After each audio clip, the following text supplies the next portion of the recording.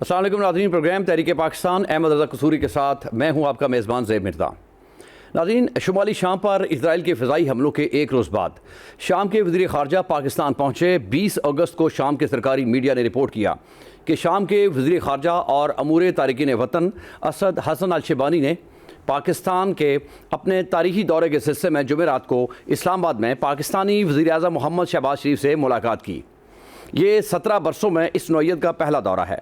دونوں فریقین نے باہمی تعلقات اور مختلف شعبوں میں تعاون کو مضبوط بنانے کے طریقوں پر تبادلہ خیال کیا تاکہ مشترکہ مفادات کا تحفظ کیا جا سکے۔ الشیبانی نے علاقائی امن و استحکام کے فروغ میں پاکستان کے تعمیری کردار کو سراہا۔ یہ دورہ اہمیت کا عامل ہے۔ یہ دورہ پاکستان، سعودی عرب اور ترکی کے درمیان ایک نئے اتحاد پر اتفاق رائے کے تناظر میں ہو رہا ہے۔ اس میں شام کو شامل نہیں کیا گیا تھا، لیکن یہ واضح ہے کہ یہ تینوں ممالک شام کی حمایت کرتے ہیں۔ دمشق نے اسرائیلی حملوں کی مذمت کی ہے۔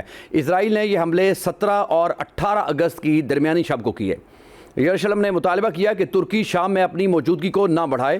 حلب کے جنوب میں واقع ایک فوجی ہوائی اڈے پر کیے گئے ان حملوں کا مقصد انقرہ کو ایک پیغام دینا تھا۔ بنجامن نیتن یاہو نے بدھ 19 اگست کو دعویٰ کیا کہ اسرائیل نے ترکی کو شام میں اڈہ قائم کرنے کے خلاف پیغام بھیجا ہے، اور اسی طرح انہوں نے بالواسطہ طور پر گزشتہ روز کیے گئے حملے کا اعتراف بھی کیا۔ نیتن یاہو نے آرمی ریڈیو کے ایک پوڈ کاسٹ میں کہا کہ ہم ترکی کی جانب سے جنوب کی طرف فوجی موجودگی بڑھانے یا قدم جمانے کو برداشت نہیں کریں گے، کیونکہ اس سے ہمیں خطرہ لاحق ہے۔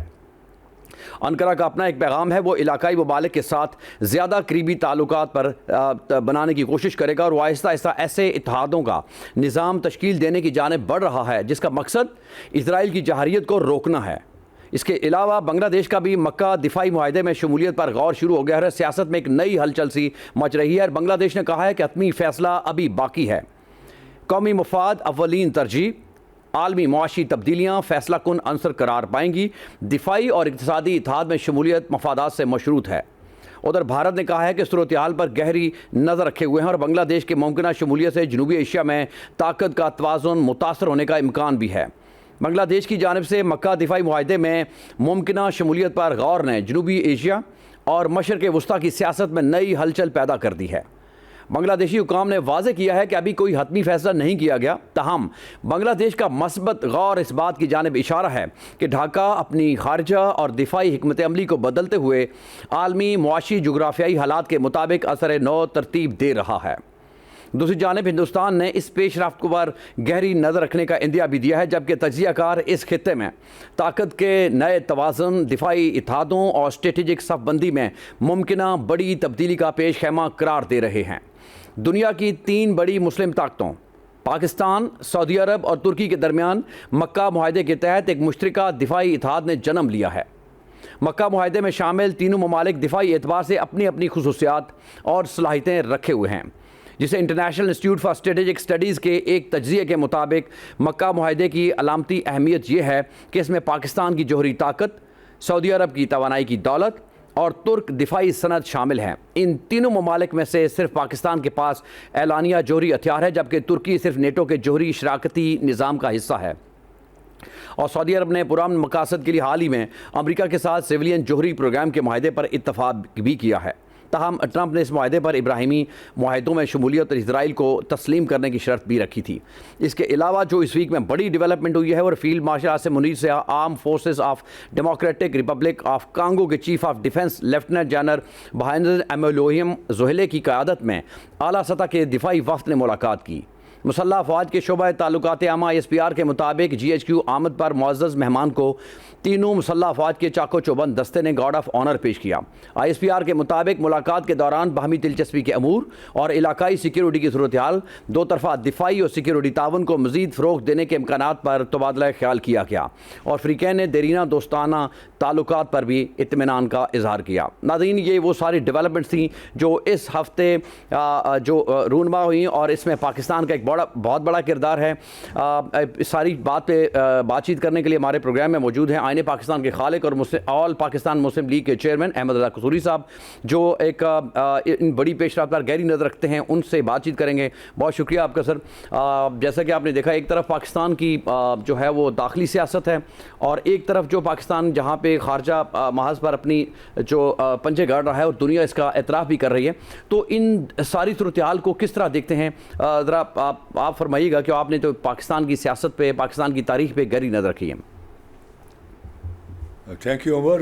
جہاں تک پاکستان کی اڑان جو ہے ڈپلومیٹک ارینا میں ہے, وہ تو بڑی مسلمہ حقیقت ہے کہ پاکستان جو اس وقت ایک رول پلے کر رہا ہے ایز اے پیس میکر, اس کو دنیا میں اس کی جو ہے ریکگنیشن بھی مل رہی ہے, اور دنیا کی جو میڈیا ہے, بوتھ الیکٹرانک اینڈ اپنا جو پرنٹ میڈیا ہے, all over the world Pakistan کی اس کاوش کو بڑے خراج تحسین پیش کر رہا ہے.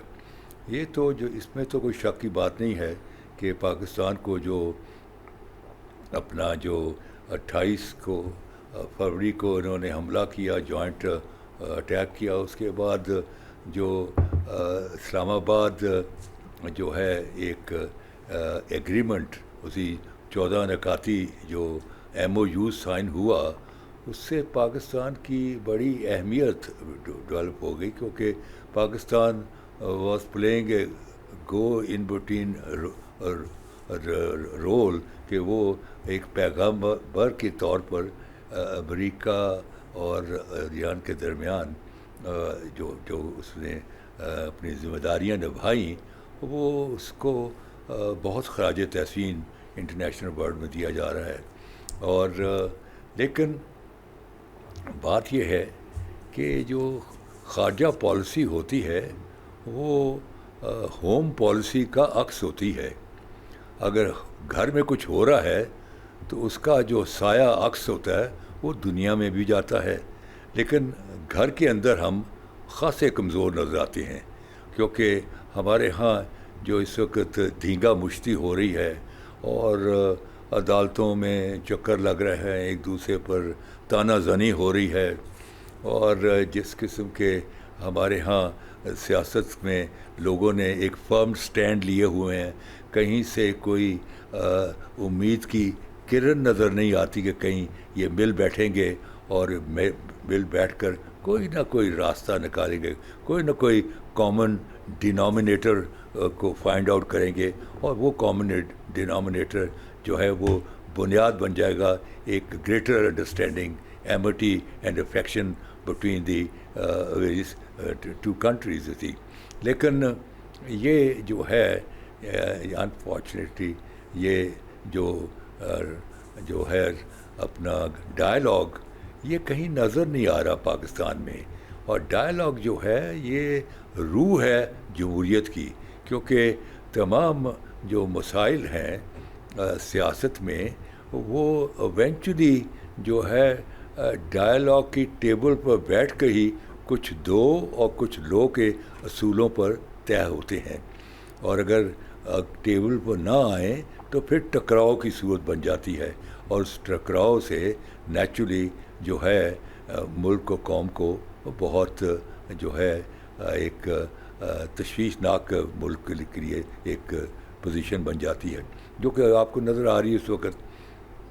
ابھی دیکھنا کہ ابھی پچھلے دنوں میں یہ کل پرسوں ہی سپریم کورٹ نے فیصلہ کیا کہ بھئی عمران خان کو جو ہے شفٹ کیا جائے اپنا الشفا میں, اور وہاں ایک بورڈ کی تشکیل دی جس میں کہ انہوں نے عمران خان کی جو ایک بہن جو ڈاکٹر ہیں اس کو بھی شامل کیا, اور ایک جو عمران خان کے ذاتی مالج ہیں ان کو بھی اس بورڈ کا ممبر بنایا.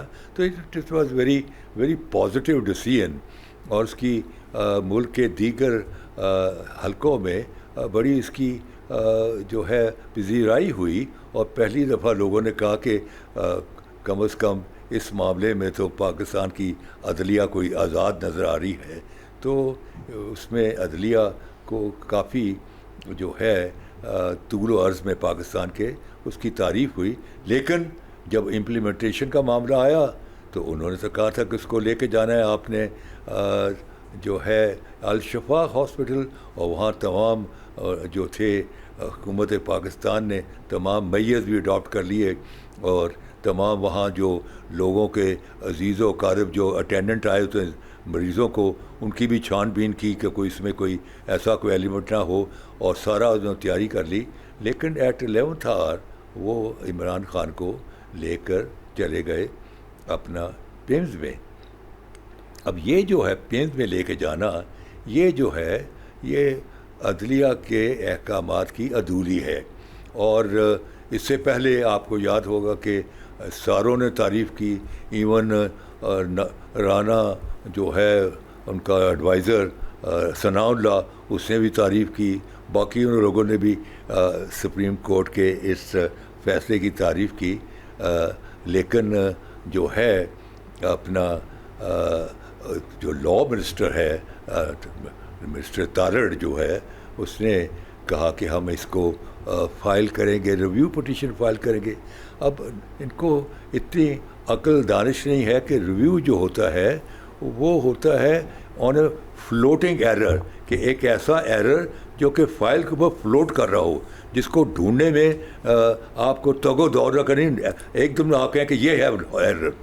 تو اس میں تو کوئی ایرر ہی نہیں تھا، اس میں تو یہ طے پایا تھا کہ he will be taken to Alshifa. وہاں بورڈ جو ہے اس کو بنا دیا گیا اور ٹائم دے دیا گیا کہ ود ان 2 days ہی ول بی شفٹیڈ. لیکن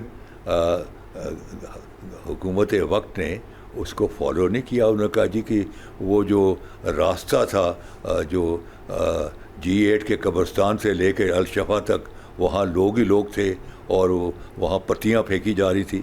تو بھائی اگر لوگ ہاسپٹل میں نہیں تھے تو اسلام آباد تو ان کے لیے کوئی کلوز نہیں ہے. اگر کوئی پیسفل جو ہے ڈیمونسٹریشن کرتا ہے اسلام آباد میں، تو that is the fundamental right of every political party and every citizen.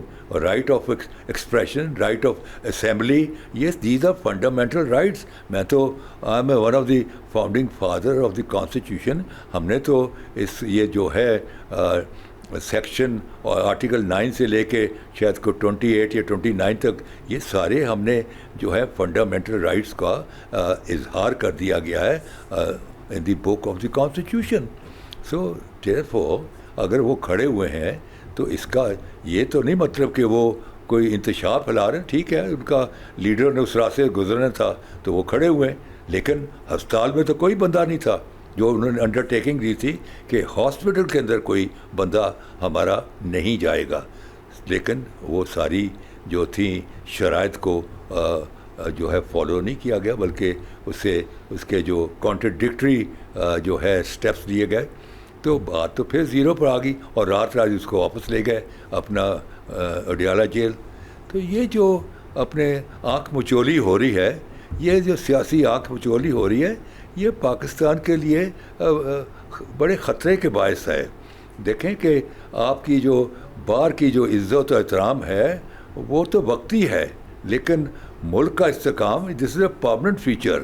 اگر ملک میں آپ کی جو استحکام نہیں آئے گا، ملک میں جو ہے ایک شہری آزادیاں نہیں ملیں گی، اگر ملک میں ایک تصادم کی سیاست ہوگی، تو یہ جو اپنا آپ کا جو ایک ڈنکا اس وقت بج رہا ہے آپ کی شہرت کا ان اے ڈپلومیٹک فیلڈ، یہ سارا کافور ہو جائے گا، یہ سارا ضائع ہو جائے گا.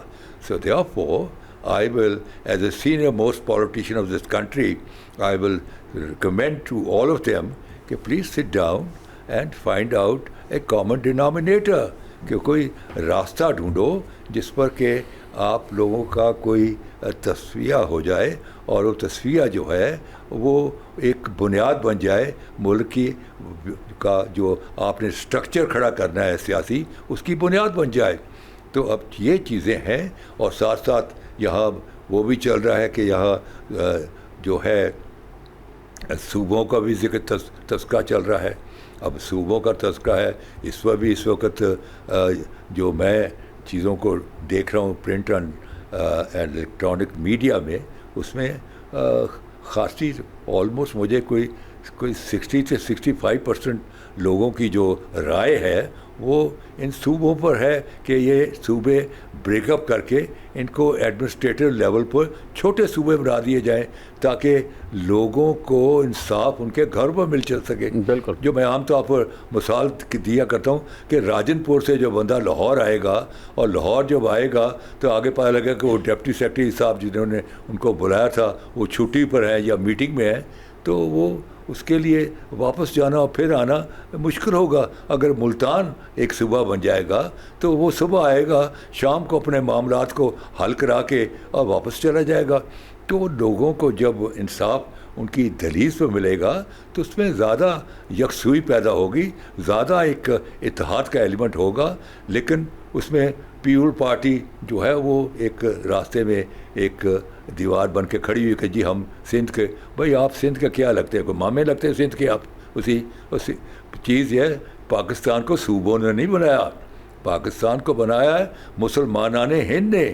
وہ جو یو پی اور سی پی کا مسلمان تھا جو کہ پرجوش ہو کے قائد اعظم کی آواز پر نعرے لگا رہا تھا کہ لے کے رہیں گے پاکستان اور بن کے رہے گا پاکستان, تو ان کو پتہ تھا کہ بڑے سے بڑا پاکستان بھی بنا تو اس کی سرحدیں ان کے گھر کے قریب سے نہیں جائیں گی. And yet they were shouting for Pakistan. Pakistan تو انہوں نے بنایا ہے. پنجاب میں تو یونینسٹ گورنمنٹ تھی, اپنا صوبہ سرحد میں جو تھی کانگریسائٹ کی گورنمنٹ تھی ڈاکٹر خان صاحب کی. بلوچستان میں there was no political system. And Sindh میں اپنا جو تھی ایک منورٹی مسلم لیگ کی گورنمنٹ تھی, بٹ دیٹ اسٹیٹ اسی اصلی تو پاکستان کو بنایا پیپل آف بنگال نے, جہاں it was a very big province United Bengal, جہاں لوگوں نے اس پارٹی کو مینڈیٹ دیا جو نے ایونچولی پاکستان بنایا, یعنی آل انڈیا مسلم لیگ کو مینڈیٹ دیا.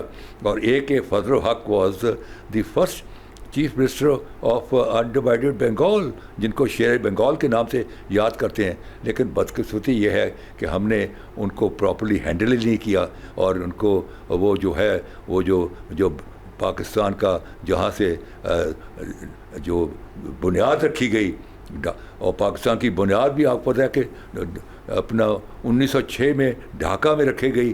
نواب سلیم اللہ خان نواب آف ڈھاکہ کے گھر میں, جہاں وقار الملک اور یہ تمام لوگ میاں شفیع وغیرہ یہ تمام لوگ گئے اور وہاں مسلم لیگ کی بنیاد رکھی گئی. اور sir Aga Khan became the first president of all India Muslim league کے پہلے پریزیڈنٹ بنے.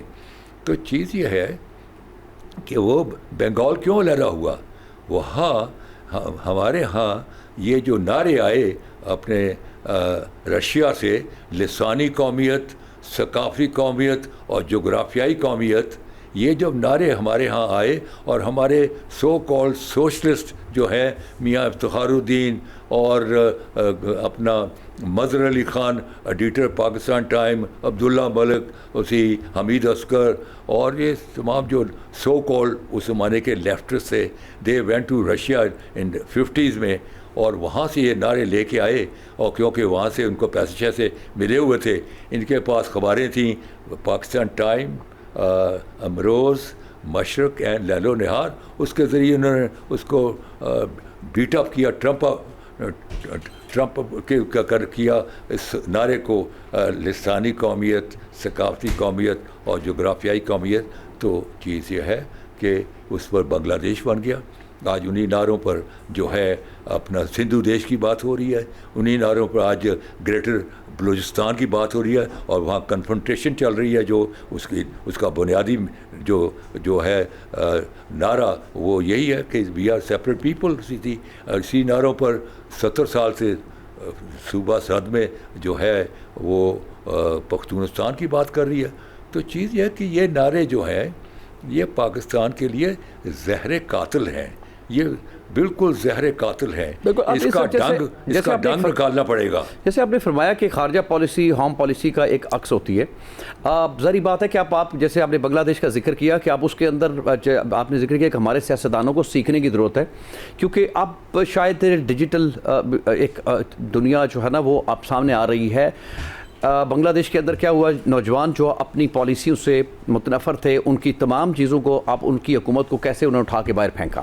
اب اگر ہمارے سیاستدانوں کو بھی چاہیے کہ اپنے رائٹ لیفٹ میں ہونے والی تبدیلیوں سے سیکھیں اور پاکستان کی بیٹرمنٹ کے لیے کام کریں. اگر صوبے تقسیم, جیسے آپ نے ذکر کیا, تقسیم ہوتے ہیں تو لوگوں کو قانون کی دہلیز پہ, یعنی ان کو تمام انصاف ان کی دہلیز پہ ملے گا, قانون کو جو ہے نا بہتر امپلیمنٹیشن ہو سکتی ہے. تو یہ وہ تمام ضروریات ہیں جو اس وقت اس ملک کی ضرورت ہے. ایران کی جنگ سے ہمیں سیکھنا چاہیے کہ اس دوران جب ہوئی تو وہاں پہ کس طرح منظم طریقے سے ہمارا سارا یہ پورا ملک کنٹرول کیا گیا. دشمن ہمیشہ آپ کی کمزور ایریا کو فائنڈ آؤٹ کرتا ہے اور وہیں پہ حملہ کرنے کی کوشش کرتا ہے. تو اب جیسے آپ نے فرمایا کہ بنگلہ دیش کا ہی اگزامپل لے لیتے ہیں کہ بنگلہ دیش کے اندر ایک بڑا چینج آ گیا. آپ ہمارے سیاستدان ابھی تک ماضی کی سیاست سے نکلے نہیں ہیں, تو آپ کیا سمجھتے ہیں کہ ہمیں انٹرنل پالیٹکس کے اوپر ان معاملات کی بہتری کی ضرورت ہے, نہ کہ یہ جو اس ٹائم جس طرح ہماری خارجہ پالیسی دنیا کے اندر سرائی جا رہی ہے, اس وقت ہمیں اس کی سخت نیڈ ہے کہ سیاستدان مل کر بیٹھیں. ہاں, میں عمر صاحب سے بالکل ٹوٹلی ایگری کرتا ہوں کہ یہ اس وقت جتنی پاکستان کے اندر اس وقت میوچل ڈائلاگ کی ضرورت ہے, اتنی کبھی بھی پہلے محسوس نہیں کی گئی. تو اب یہ ہے کہ اب دیکھیں کہ مثال تو اب انہوں نے ایک کانفرنس بلائی ہوئی تھی صوبوں کے اوپر, ان پڑھ قسم کے سیاستدانوں کو اکٹھا کیا تھا. ان کو میرے جیسا بندہ نظر نہیں آتا جس نے کہ پاکستان کا آئین بنایا, اس جو کہ ان ڈیپتھ اس ملک کی پرابلمس کو انڈرسٹینڈ کرتا ہے, جس کا 60 سال کا پبلک لائف کا کیریئر ہے. اسی کو میرے جیسے بندے کو بلاتے, میں اس کو لیکچر دیتا, ان کو سمجھاتا کہ بھائی نہ ان صوبوں سے بنانے سے نہ کوئی ایکسٹرا ایکسپینڈیچر ہونا ہے, نہ اس سے کوئی پاکستان کی کمزوری ہونی, بلکہ پاکستان کی بہتری ہوگی, پاکستان میں اسٹیبلٹی آئے گی. اور یہ جو صوبوں کا ٹکراؤ ہے لسان کی بنیاد پر, ثقافت کی بنیاد پر, یہ ختم ہو جائے, ڈیزالو ہو جائے گا. اور غریب غربا کو, لوگوں کو اپنے دہلیز پر ان کو انصاف ملنا شروع ہو جائے گا. تو لیکن وہ اپنے چار بیٹھ جاتے ہیں جاہل قسم کے سیاستدان, اور وہ اس ملک کی اس پیچیدہ قسم کے معاملات کو ڈسکس کرتے ہیں. ان کو پتہ ہی کچھ نہیں, تفصیل لیول کے سیاستدان ہیں. How do they can predict about the future of this country. اس ملک کا فیوچر جو ہے بڑا اس وقت مشکل میں ہے. We are in a terrible condition, کیونکہ بات یہ ہے کہ جب تک پولیٹیکل اسٹیبلٹی نہیں آئے گی تو اکنامک اسٹیبلٹی کی بنیاد پولیٹیکل اسٹیبلٹی ہوتی ہے. تو یہاں جب تک پولیٹیکل اسٹیبلٹی نہیں آئے گی تو یہاں کچھ بھی نہیں ہوگا. آپ دیکھ لیں کہ شہباز شریف صاحب کوئی 300-400 ایم او یو سائن کر چکے ہوئے ہیں, جہاں جاتے ہیں 8-10 ایم او یو سائن کر کے آ جاتے ہیں. لیکن ابھی تک کوئی خبر آئی کہ کوئی ساؤتھ امریکہ یا نارتھ امریکہ یا کہیں انگلینڈ یا جرمنی یا فرانس یا جاپان یا مڈل ایسٹ کہیں سے کوئی جو انویسٹرز آئے ہوں اور انہوں نے کوئی زمین خریدی ہو اور انہوں نے کام شروع کیا ہو, آپ کو تو کوئی خبر ہی نہیں ہے. اور کیوں آئیں گے؟ کیونکہ انویسٹر جو ہے 2-3 چیزیں کی گارنٹی مانگتا ہے. Number 1 political stability, number 2 peaceful condition, number 3 اس ملک کا جو ہے اپنا جسٹس سسٹم, کہ وہ ایسا سسٹم ہے جہاں ہمیں انصاف ملے گا اور ہمارا جو سرمایہ ہے محفوظ ہوگا. یہ تینوں چیزیں جو ہیں یہ کہیں دور دور نظر نہیں آ رہی. تو ایسی صورتحال میں کون آئے گا؟ تو آپ تو اپنا جو ہے ایک فقیر بنے ہوئے ہیں. $3 بلین کی خاطر آپ نے اپنی ساورنٹی کو بھی جو ہے بیچ دیا ہے. آج عالم یہ ہے کہ وہاں سے 2-4 گھسے پیٹے کوئی آ جاتے ہیں مینیجر IMF کے, وہ آتے ہیں تو آپ کا سارا وزارت خزانہ headed by the minister of finance, آپ کا پورا FBR headed by the chairman, like clerk بیٹھے ہوتے ہیں سامنے. وہ کہتے ہیں یہ کرو, یہ مت کرو, یہاں ٹیکس لگاؤ, ادھر ٹیکس نہیں یہ کرو. تو we are we are following the dictates of the جو ہے اپنی IMF کے ڈکٹیٹس فالو کر رہے ہیں. So where is sovereignty? Our sovereignty has been compromise. اور پھر آپ دیکھیں یہ جو ایگریمنٹ ہوا ہے مکہ ایگریمنٹ، آپ نے اس کا ذکر بھی کیا کہ جو ہے اپنا ٹرکی، اس کے پاس جو ہے ملٹری ٹیکنالوجی ہے، وہ آبدوزیں بنا رہے ہیں اور بہت سارے اسلحہ بارود بنا رہے ہیں. سعودی عربیہ کے پاس پیسے ہیں، انلمیٹڈ منی ہے. اور پاکستان کے پاس جو چھٹی دنیا کی سب سے بڑی فوج ہے، most disciplined, highly trained, highly professional, جو کہ پچھلے 10-12 سال سے وار اورینٹیڈ ہے، کیونکہ ہم ایک انڈکلیئرڈ وار لڑ رہے ہیں 10 سال سے. تو ایک ایسی فوج ہے اور ساتھ we are a declared nuclear power.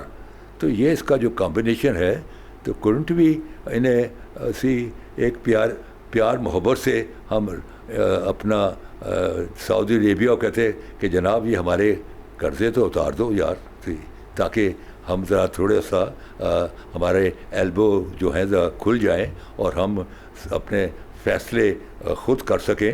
تو سعودی عربیہ کے لیے 20-25 جو ہے اپنا بلین ڈالر دے کے آپ کو قرضوں سے نجات لانا دائیں ہاتھ کا کام ہے.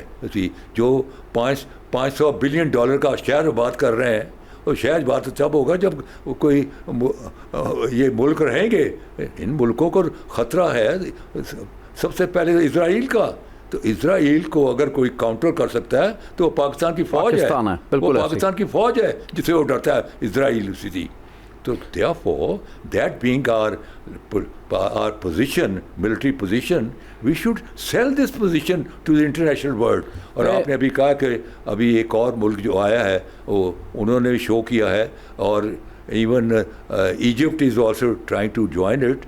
تو میں تو اس کو 2-2.5 سال سے کہہ رہا ہوں. میں نے تو اس کو نام بھی دیا ہے کہ common wealth of the Muslim nation, جس کا میں کئی دفعہ اظہار کر سکتا ہوں. میں سر یہ آپ کا نا یہی ایک سوال جو ہے نا ادھر ہی پایا، جیسے مئی 2025 کی فوجی برتری کے بعد ایک نئی ڈیولپمنٹ ہوئی ہے پوری دنیا کے اندر. جیسے ایران امریکہ کی وار بھی اسٹارٹ ہوئی، اس کے بعد پاکستان نے جو ایک خارجہ پالیسی کے اندر ایک اپنا ایک باقاعدہ پروجیکشن شروع کی اور دکھایا بھی دنیا کو پریکٹیکلی. جیسے اس کے ساتھ اگر دیکھیں تو کویت نے ایگریمنٹ کیا، لیبیا نے ایگریمنٹ کیا، اس کے بعد ایران اور امریکہ کے درمیان پاکستان نے جو ہے وہ ثالث کا کردار ادا کیا. اس سے پہلے جو ہے پاکستان نے سعودیہ کے ساتھ ایگریمنٹ کیا. یہ وہ ساری ڈیولپمنٹس تھیں جس دنیا کے اندر ایک بہت پازیٹیو میسج گیا. لیکن اب آپ دیکھیں کہ جیسے اب جو پاکستان، ترکی اور سعودی عربیہ کا ایک نیا یہ جو الائنس بنتا نظر آ رہا ہے، اس میں بنگلہ دیش کا جو ایک ہماری طرف جھکاؤ نظر آتا ہے اور انڈیا کو بڑی تکلیف ہے. تو اگر آپ دیکھتے ہیں کہ مستقبل میں اگر جیسے اسرائیل اب ترکی کو آنکھیں دکھا رہا ہے اور پاکستان ترکی کا الائے ہے، تو کیا دیکھتے ہیں کہ جب اگر ایسی کئی صورتحال آتی ہے تو انڈیا اپنی ہماری طرف ایسی بات ہے اس کی، کیونکہ وہ الائے ہے اسرائیل کا، تو ہماری طرف ایک مشکل وقت ہوتا ہوا نظر آتا ہے. تو کیا دیکھتے ہیں کہ بنگلہ دیش بھی ہمارے ساتھ کھڑا ہوتا ہے تو ہمارے لیے ایک مضبوط شراکت دار ہمارے جو ہے نا وہ ہاتھ پہ کھڑا ہوگا. جی عمر، بات یہ ہے کہ یہ تو بنگلہ دیش تو انشاءاللہ کرے گا ہی. یہ ایک بہت بڑا جو ہے ایک آرگنائزیشن ڈیولپ ہو سکتی ہے، جس کو میں نے نام دیا ہے common wealth of the Muslim nation. کہ 57 کنٹریز کے جو سربراہ ہیں وہ احرام باندھ کر اپنا خانہ کعبہ کی کیوب کے ارد گرد بیٹھ جائیں اور پرزیوم یہ کریں کہ اللہ کی ذات پرزائڈ کر رہی ہے، اور وہاں اس تنظیم کا نام رکھیں commonwealth of the Muslim nation. کیونکہ جو اپنا یونائٹڈ نیشن ہے، it has lost its fervour, it has lost its grace, it has become a Christian organisation. جہاں عیسائیوں کا معاملہ ہو تو چند مہینوں میں اسی طے ہو جاتا ہے، اور ہمارے جو معاملات ہیں مسلمانوں کے، وہ چاہے اپنا جو ہے فلسطین کا مسئلہ ہو یا کشمیر کا مسئلہ ہو، کئی دہائیوں سے پڑا ہو پینڈنگ، اور کئی فیوچر میں کہیں نظر بھی نہیں آتا کہ وہ ریزالو ہوتا ہوا نظر نہیں آتا. سو دیئرفور ہم ایک common wealth of the Muslim nation بنائے, اور اس کا ایک جو بیانیہ ہے, پہلا بیانیہ وہ یہ ہو کہ any aggression on any Muslim country اور کمیونٹی میں اس لیے یوز کر رہا ہوں کہ 26 کروڑ عوام جو ہے ہندوستان میں ہے, وہ منورٹی نہیں, وہ ایک کمیونٹی ہے, بہت سارے ملکوں سے زیادہ آبادی ہے وہ. تو any aggression against any Muslim country or community will be considered by the Muslim nation as aggression on the Muslim nation, and Muslim nation will be within its power to take appropriate action against that aggression. آپ یہ جب دے دیں گے تو آپ دیکھیں گے کہ آپ کی کتنی اسٹرینتھ بنتی ہے, کیونکہ آپ کے پاس کیا کیا ریسورسز ہیں. تیل آپ کے پاس ہے, گیس آپ کے پاس ہے, منرلز آپ کے پاس ہے, اسی اپنا ملٹری ٹیکنالوجی آپ کے پاس ہے, اپنا نیوکلر پاور آپ ہیں, آپ کی فوج اور ایران کی فوج اور مصر کی فوج, انڈونیشیا کی فوج, یہ بہت بڑی فوج بن جاتی ہے, اسلام کی فوج بن جاتی ہے. لیکن اس کے لیے آپ کو ایک تنظیم بنانی پڑے گی, commonwealth of the nation, and once it's comes into being, پھر آپ دیکھیں کہ آپ کے ساتھ دنیا کس طرح الفت سے, محبت سے بات کرے گی, عزت سے بات کریں گے, احترام سے بات کریں گے. وہ آپ کو تھریٹ نہیں کریں گے, جیسے کہ انہوں نے دیکھا کہ یہ بے یارو مددگار ہیں, تو انہوں نے ایران پر اسی 28 فروری کو اسی امریکہ نے اور جو ہے اسرائیل نے مل کے اٹیک کر دیا. پھر ایسی چیزیں نہیں ہوں گی, پھر ان کو پتہ ہوگا کہ آگے سے جواب جو ہے ترکی بترکی ملے گا. سو دیئرفور وہ جو ہے کامن ویلتھ مسلم نیشن, یہ امن کی بھی ضمانت دے گی دنیا کو, کیونکہ بیلنس آف پاور, جہاں بیلنس آف پاور آ جائے وہاں امن آ جاتا ہے. ہمیشہ وار وہاں ہوتی ہیں ویئر دیر از امبیلنس. آپ کو پتہ ہے کہ یہ کولڈ وار میں there was balance of power, ایک تو رشیا تھا, ایک تو امریکہ تھا, لیکن ایک گیدڑ بھپکیاں ایک دوسرے تھے, لیکن وار نہیں ہوئی because they were equally equipped with more sophisticated weaponry. تو جب یہ 57 ملک جو اکٹھے ہو جائیں گے, ان کی ریسورسز اکٹھی ہو جائیں گی, ان کی فوج اکٹھی ہو جائے گی, تو کوئی جرأت کرے گا کہ کسی مسلمان ملک یا مسلمان کمیونٹی پر اپنا ظلم کرنے کی, ان کے لہو سے ہولی کھیلنے کی, جو آج کل ہر جگہ مسلمانوں کے لہو سے ہولی کھیلی جا رہی ہے. تو یہ جو ہے جس دن آپ یہ بنا لیں گے تو اللہ تعالیٰ کا بھی فضل ہو جائے گا, اللہ تعالیٰ کی ابابیلیں بھی آ جائیں گی اسی. اور وہ جو ابابیلیں ہیں وہ جو ہیں وہ جب آپ اکٹھے ہو جائیں گے تو جو پاکستان, یہ جو مسلم ورلڈ کی ایئر فورس اور فوج ہوگی, یہ ابابیلیں ہوں گی. اور جیسے ابابیلوں نے اسی ابرا کے ہاتھیوں کے لشکر کو بھس کر دیا ہے, اس طرح ہم اس پوزیشن میں ہوں گے کہ ہم کسی غیر اسلامی ملک جو قوتیں ہیں جو اسلام کو ملیہ میٹ کرنا چاہتی ہے, ہم ان کو بھس کر کے رکھ دیں گے.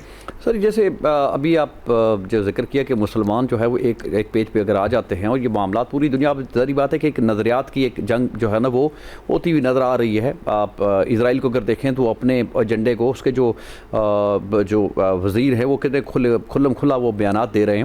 اس کے ساتھ اگر آپ ہمارے ہمسائے میں دیکھیں تو انڈیا بھی اسی طرح کے پیغام دے رہا ہے. لیکن ایک چیز کی جو مسنگ تھی وہ یہ تھی کہ مسلمان ممالک کے درمیان جو ایک دراڑ تھی وہ اس کو ایکسپلائٹ کر کے, اس کو یوٹیلائز کر کے اپنا جو مفاد تھا وہ حاصل کر رہے تھے, یہ جو بھی آس پاس کے کنٹریز تھے. لیکن اب جیسے ایران کے صدر نے کہا ہے کہ پڑوسی ممالک سے خطے کے نئے سیکیورٹی انتظامات سے متعلق متعدد پیغامات ملے ہیں, اور انہوں نے عراق کے ساتھ بھی اپنے تعلقات بہتر کرنا شروع کر دیے ہیں. اس کے بعد اب جو ایک جنگ تھی جس کو مسلط کیا گیا تھا ایران کے اوپر, ایرانی صدر نے بھی کہا ہے کہ ایران اس وقت جو ہے ایک مضبوط پوزیشن میں ہے تاکہ اس جنگ کا خاتمہ کیا جا سکے. لیکن امریکی صدر کہہ رہے ہیں کہ ہماری کوئی شرائط کو ابھی تک ایران نے قبول نہیں کیا, لہٰذا ابھی تک ہم کسی ایجنڈے پر نہیں پہنچے. تو کیا سمجھتے ہیں کہ ابھی یہ رائٹ ٹائم ہے ایران کے لیے کہ کسی ایسے پیج پہ آ جائے؟ ضرور گیو اینڈ ٹیک کے بغیر تو معاملہ حل نہیں ہوگا، تاکہ ایسی صورتحال بنے تاکہ اس کو کسی ایک ایجنڈے پہ لا کے ختم کیا جائے اور مستقبل کے فیصلے کیے جائیں، کیونکہ اب ٹائم بڑا کلوز ہے، کیونکہ ایک طرف چائنا اپنی ڈومیننس کو اناؤنس کرے گا اور ایک طرف امریکہ یہ چیزیں قبول نہیں کرے گا۔ تو رائٹ ٹائم ہے کہ ایک دوسرے کے ساتھ بیٹھ کے معاملات کو حل کیا جائے۔ دیکھیں، بات یہ ہے کہ ایران اپنے پتے بڑے خوبصورت انداز میں کھیل رہا ہے۔ انہوں نے جو آبنائے ہرمز پر جو اپنا کنٹرول کیا ہوا ہے، وہ اس نے پوری دنیا کی اکانومی کو ہلا کے رکھ دیا ہے، کیونکہ 20% جو آئل ہے وہ وہاں سے اس اسٹریٹ آف ہرمز سے نکلتا ہے، تو وہ جو ہے اس نے ڈسٹرب کر دیا پورے جاپان جیسے ملک کی اکانومی ڈسٹرب ہوئی پڑی ہے۔ پاکستان کا تب شہر حشر ہوا پڑا ہے، حشر نشر ہوا پڑا ہے۔ سو دیئرفور ایران کے جو ہے ایک بڑی پاورفل پوزیشن ہے، دے ریئلائز، سب سے بڑی بات ہے کہ دے آر اے نیشن، وہ ایک قوم ہے اسی، اور ایک قوم کی حیثیت سے وہ بڑی جو ہے ایک عظمت والی قوم ہے، جنہوں نے شو کیا ہے کہ ہمیں کوئی زیر نہیں کر سکتا طاقت سے اسی، کیونکہ امریکہ نے پوری کوشش کر لی ہے ان کا نیوکلیر پروگرام کو ڈسٹروائے کر کیا، ان کے علی خامنائی ان کی لیڈرشپ کو قتل کر کے، ان کے سائنٹسٹ کو قتل کر کے، لیکن آفرین ہے کہ ایز اے قوم وہ کھڑے ہوئے ہیں اور وہ بالکل جھکنے کو تیار نہیں ہیں، اور امریکہ کی جو ہے اس کی جو مشکل ہے وہ بڑھتی جا رہی ہے، کیونکہ مسٹر ٹرمپ کا الیکشن قریب آ رہا ہے، اور وہ الیکشن جو ہے وہ بری طرح ہار جائے گا۔ ابھی میں پچھلے دنوں میں ایک سینیٹر کی تقریر سن رہا تھا، پبلک اسپیچ، وہ جس طرح ٹرمپ کو ذلیل و خوار کر رہا تھا پبلکلی، اور جس طرح لوگ نعرے مار رہے تھے۔ سو مسٹر ٹرمپ جو ہے اس کی جو پاپولیرٹی امریکہ میں بالکل نیچے جا چکی ہے، کوئی 24% رہ گئی ہے۔ اگر وہ یہ مڈ ٹرم الیکشن ہار جاتا ہے تو اس کی تو امپیچمنٹ ہو جائے گی اسی، اس لیے آپ دیکھیں کہ جو جے ڈی وانس ہے وہ اور لائن دے رہا ہے، وہ اس نے جو ہے نیتن یاہو کو پبلکلی کنڈیم کیا ہے، اور ہی نوز کہ جو ہے یہ مسٹر نیتن یاہو کے ساتھ دینے کا مطلب ہے اپنے آپ کو سیاسی طور پر برباد کرنے کا مقصد ہے۔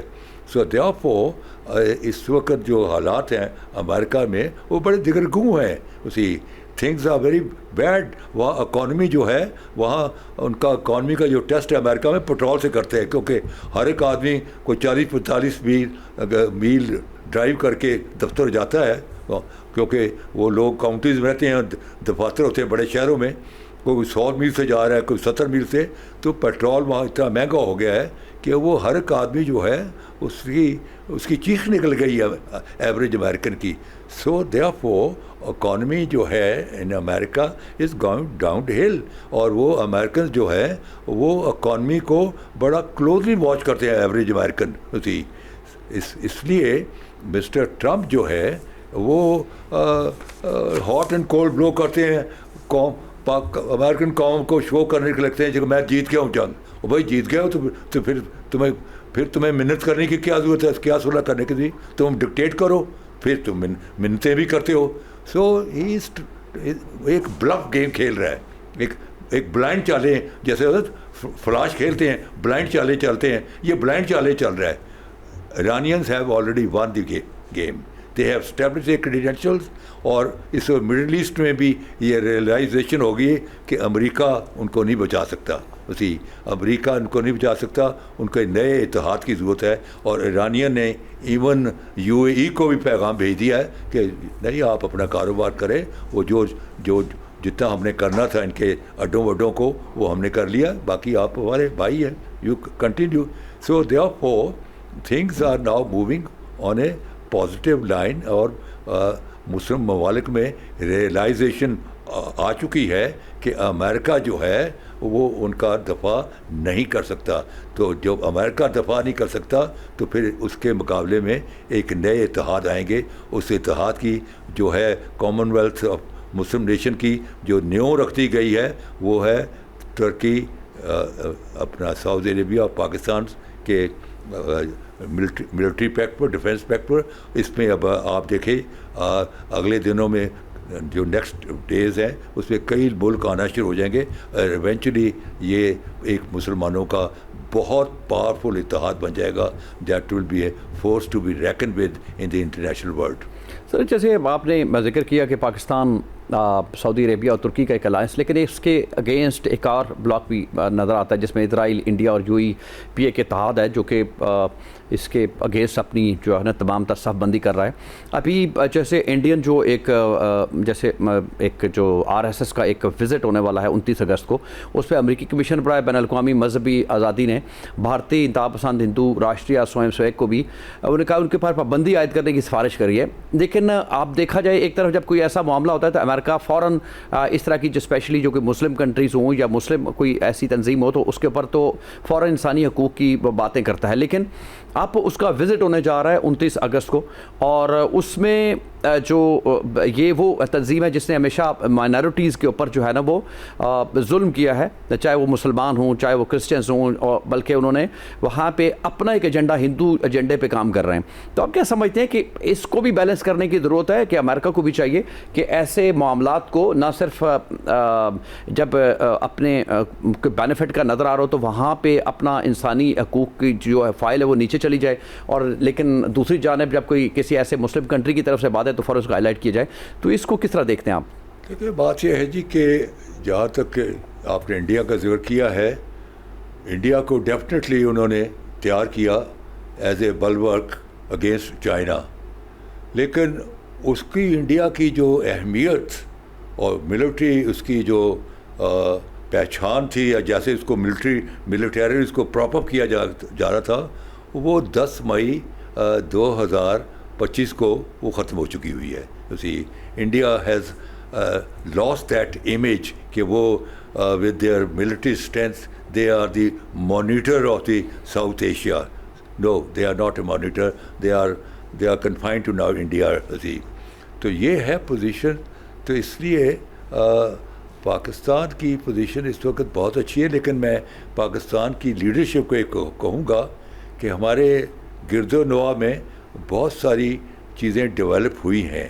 مثال طور پر ہمارے گرد و نواح میں اسٹوڈنٹ موومنٹ سٹارٹ ہوئی پہلے اپنا سری لنکا سے, اور آپ نے دیکھا کہ انہوں نے سری لنکا کی گورنمنٹ کو گھٹے ٹیک دیے, اور ان کے گورنمنٹ ہاؤس پر, ان کے پریزیڈنٹ ہاؤس پر, سب پر اسٹوڈنٹ نے قبضے کر لیے.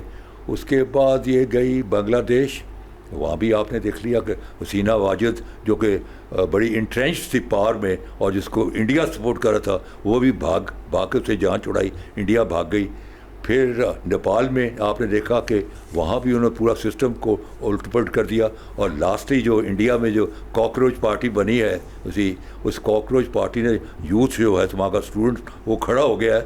انہوں نے دیکھیں کہ مودی کا جو ہے سر نگوں کر دیا ہے. وہ اپنا ان کا ایجوکیشن منسٹر استعفیٰ نہیں دے رہا تھا, انہوں نے ایسا پریشرائز کیا کہ اس کے ایجوکیشن منسٹر کو استعفیٰ دینا پڑ گیا. اور مودی صاحب کی وہ جو بیلون کی طرح ہوا بھری تھی, وہ ان کی ہوا اب خارج ہونی شروع ہو گئی ہے.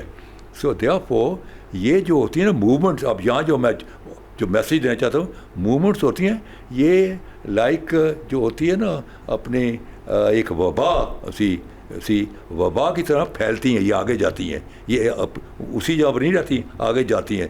تو یہ جو وبا پھیلی ہے یوتھ کی, یہ پاکستان میں بھی کسی وقت انٹر ہو سکتی ہے.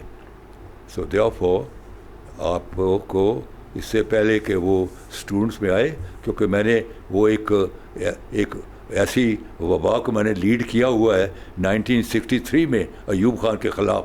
I was very powerful student leader and I gave the first voice of democracy in this country. جبکہ بڑے بڑے لیڈر جو دولتانہ, چورتانہ, چٹھا پٹھا سب سارے گھروں میں چھپے بیٹھے تھے اپنے ڈرائنگ رومز میں, I was on the street of Pakistan and the youth was with me and मैंने ایوب خان کی گورنمنٹ کو ہلا کے رکھ دیا. مجھے 2 سال کے لیے یونیورسٹی سے ایکسپیل کر دیا گیا. مجھے 6 ہفتے کے لیے لاہور فورٹ میں بند کیا گیا. پھر میں جب یونیورسٹی آیا تو میلے لگ جاتے تھے. پھر مجھے 6 مہینے کے لیے شہر بدر کر دیا گیا. میں جو ایگزامپل کو اپنے آپ کو بلٹ اپ نہیں کر رہا, میں ایگزامپل دے رہا ہوں کہ یہ موومنٹس جو ہوتی ہیں یہ لائک اے وائرس, یہ پھیلتی ہیں. کیونکہ اس وقت موومنٹس جو تھی جاپان اور ساؤتھ کوریا میں آ چکی تھی اور اس نے پاکستان میں آنا تھا اسی. تو پاکستان میں جب آئی تو ایوب خان نے کیا کیا کہ یہاں یونیورسٹی آرڈیننس بنایا کہ اسٹوڈنٹ کو کنٹرول کرنے کے لیے کہ جو اسٹوڈنٹ پر یہ الزام ہوگا کہ گورنمنٹ کے خلاف ہے اس کی ڈگری چھین لی جائے گی. اب اس کے خلاف وہ that was a draconian law. اس کے خلاف پھر میں گیا Rajshahi university, Dhaka university, Karachi university, Jam Shoro and Peshawar, اور پنجاب میں تو میں خود تھا. تو ہم نے ایوب خان کی گورنمنٹ کو ایسا جوڑ دیا کہ وہ جو ہے ان کو بہت ساری کنسیشن دینے پڑ گئے اسٹوڈنٹس کو. سو therefore I am warning the present government کو کہ اپنے یہ خوش فہمی میں نہ رہیں کہ یہ معاملات دب جائیں گے. یہ جو یہ کوکرو جو یہ ساری پارٹیاں جو بنی ہیں اس کے جو تاثرات ہیں لائک اے وائرس, اس نے پاکستان میں آنا ہے. اس سے پہلے کہ وہ آئے تو آپ سدے باب کر لیں, لوگوں کو جابز دیں, لوگوں کو انصاف دیں, لوگوں کی عزت کریں اسی, اور ایک ڈائلاگ کر کے ایک ملک میں پولیٹیکل اسٹیبلٹی لائیں. جیسا کہ قصوری صاحب نے فرمایا کہ آپ پاکستان کو ایک ایسی سیاست کی ضرورت ہے جو کہ نہ صرف وقتی طور پہ فیصلے کرے, لانگ ٹائم پلاننگ کی ضرورت ہے. کہ چونکہ انہوں نے مثال دی ماضی میں سری لنکا کی, بنگلہ دیش کی, وہاں پر یوتھ نے جو کردار ادا کیا اس کے بعد سیاستدانوں کو اپنے نئی طرح کی سیاست کو جنم دینا پڑا. ادروائز اس کے سوا کوئی راستہ نہیں تھا. پاکستان نے ابھی تک دیکھا جائے تو خارجہ معاذ پر کامیابیوں کا جو سلسلہ جاری ہے, لیکن اس تسلسل کا اسی طرح ہی ممکن ہو سکتا ہے کہ داخلی سیاست کو کسی منظم اور مہذب طریقے سے آگے بڑھایا جائے. کیونکہ پاکستان اب اور مزید تجربوں کا, مزید مسائل کا متعامل نہیں ہو سکتا, کہ دنیا کے اندر بہت بڑی تبدیلیاں رونما رہی ہیں. ہمارے سیاستدانوں کو بھی ان جو انٹرنیشنل ڈیولپمنٹس ہیں اس کے اندر مد نظر رکھتے ہوئے انٹرنلی پالیٹکس کے اندر اپنا آپ کو ڈالنا ہوگا, تبھی پاکستان ترقی کر سکتا ہے. اگر ذاتی مفادات کی خاطر اور ذاتی صرف پالیٹکس کے یا اپنی حکومت میں رہنے کے لیے کیے جانے والے فیصلے لانگ ٹائم پاکستان کے لیے خطرناک ثابت ہو سکتے ہیں. اگر صوبوں کی ضرورت ہے تو پاکستان کے تمام سیاستدانوں کو اکٹھے بیٹھنا ہوگا, تبھی فیصلہ کرنا ہوگا کہ اب اس وقت کی ضرورت نئے صوبے ہیں تاکہ بہتر ایڈمنسٹریٹو انداز میں اس ملک کو چلایا جائے. کیونکہ دنیا کے اندر جو تبدیلیاں ہیں اس کا اثر لازمی طور پہ پاکستانی سیاست پر بھی آئے گا. اجازت دیجیے, اللہ حافظ.